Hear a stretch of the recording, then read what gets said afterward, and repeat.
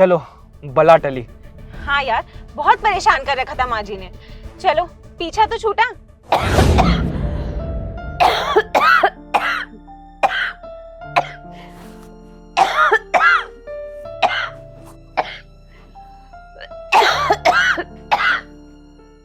माँ, आपसे शांत नहीं रहा जा रहा क्या?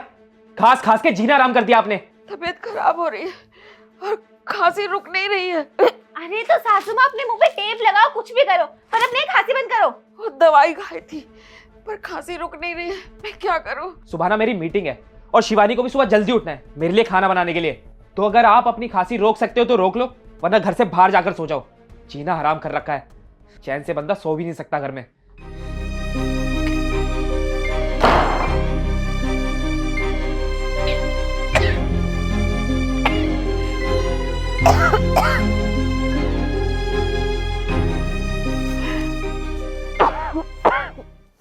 माँ जी, आप में जरा भी अकल नहीं बची है क्या? फिर से बेड पे टॉयलेट कर दी। रोज रोज मैं आपके गद्दे धोती रहूं? बहू, पता नहीं कैसे हो गया, मुझे पता ही नहीं चला। माफ कर दे, अगली बार से नहीं होगा। अगली बार से तो तब होगा ना जब मैं होने दूंगी। यही अपना गीला बिस्तर उठाइए और किसी कोने में जाकर पड़ जाइए। मैं नहीं धोने वाली अब आपका कोई भी बिस्तर, इसी पे सोना।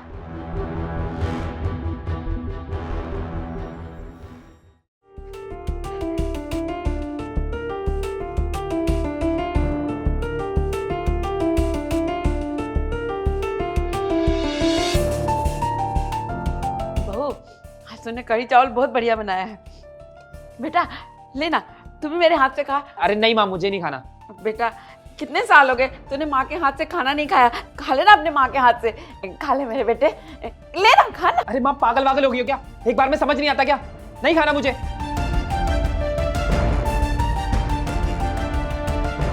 शिवानी एक रोटी देना। हाँ, मैं देती हूँ ना, ये ले, खा ले।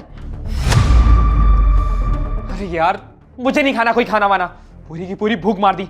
मैं जा रहा हूँ सोने। अरे जतिन बेटा, क्या हो गया? पड़ गई आपकी कलेजे में ठंडक, मिल गया सुकून। पागल औरत।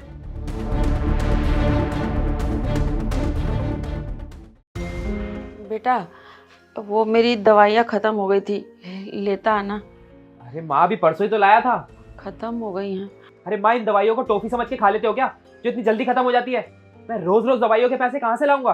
बेटा, तबीयत खराब रहती है, मुझे दवाइयाँ खानी पड़ती है, तो मैं क्या करूं? अरे माँ, तो मैं क्या करूं?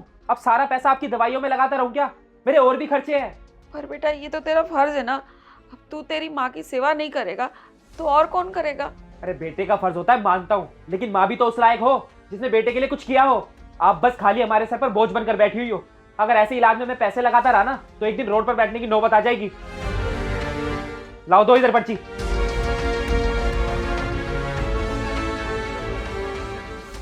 जतिन जी, बहुत दुख के साथ बताना पड़ रहा है कि जो आपकी माँ है वो अब कुछ दिनों की मेहमान बची हैं।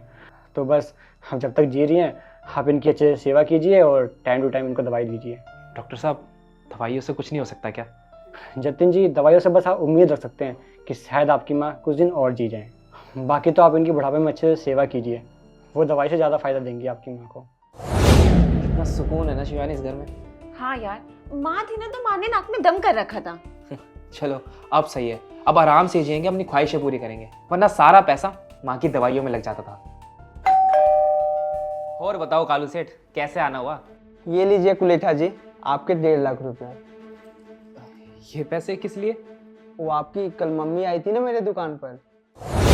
बेटा, ये मेरे कुछ गहने और कंगन थे, इनको बेचना था।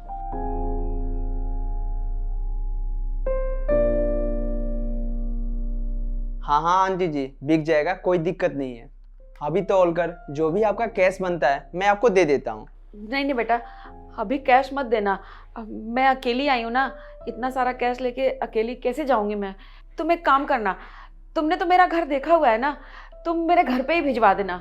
और हाँ बेटा, ये एक चिट्ठी है मेरे बेटे के लिए, उसको भिजवा देना। कोई बात नहीं आंटी जी, हो जाएगा। लगता है कुछ खास प्लान कर रहे हैं अपने बेटे के लिए।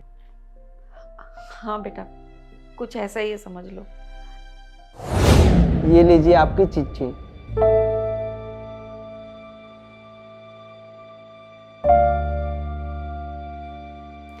जतिन बेटा, अगर तुझे ये चिट्ठी मिल रही है तो इसका मतलब मैं तुझसे बहुत दूर जा चुकी हूँ। मैं जानती हूँ कि मेरी वजह से तेरे सर पर बहुत सारी परेशानियाँ आ गई थी और मुझे ऐसा भी एहसास होने लगा था कि मैं तेरे ऊपर बोझ बन गई हूँ।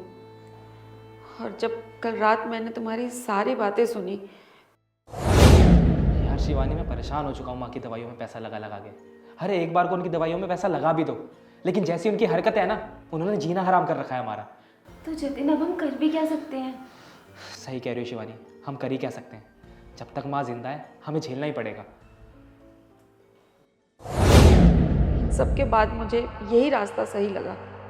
बेटा, मेरे पास ना मेरी शादी के कुछ गहने और तेरे पापा की दी हुई आखिरी निशानी सोने की चेन, इन सब को बेच कर ना मैंने तेरे लिए कुछ पैसों का इंतज़ाम करा है। और जतिन बेटा, तू मेरी बिल्कुल भी चिंता मत करना। मैं जहाँ भी रहूँगी ना अच्छे से रह लूँगी, अच्छे से जी लूँगी, खा लूँगी। मुझे माफ़ करना बेटा, अब मैं तुझ पर और बोझ नहीं बनना चाहती, इसलिए मैं ये घर छोड़कर जा रही हूँ। और मुझे ये भी पता चल चुका है कि मैं अब ज़्यादा दिन की मेहमान नहीं हूँ। मेरी ज़िंदगी बस कुछ ही दिनों की बची है। बेटा, इस जन्म में तो तेरे लिए मैं कुछ भी नहीं कर पाई, तेरी अच्छी माँ भी नहीं बन पाई, पर मैं भगवान से प्रार्थना करूँगी कि अगर मैं अगले जन्म में तेरी माँ बनी ना, तो मैं पक्का अच्छी माँ बनकर दिखाऊंगी।